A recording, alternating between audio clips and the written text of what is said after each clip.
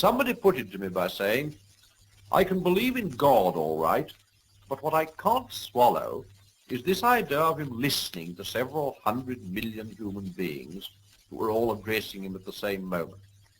And I find quite a lot of people feel that difficulty. Well, the first thing to notice is that the whole sting of it comes in the words, at the same moment. Most of us can imagine a God attending to any number of claimants if only they come one by one, and he has an endless time to do it in.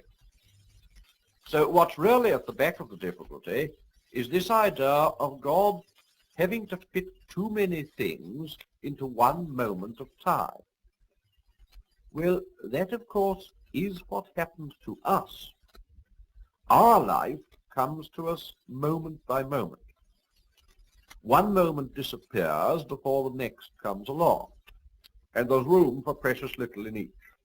That's what time is like. And of course, you and I tend to take it for granted that this time series, this arrangement of past, present, and future, isn't simply the way life comes to us, but is the way all things really exist. We tend to assume that the whole universe, and God himself, are always moving on from a past to a future, just as we are. But many learned men don't agree with that.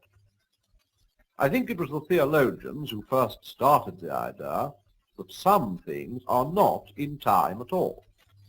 Later, the philosophers took it over, and now some of the scientists are doing the same.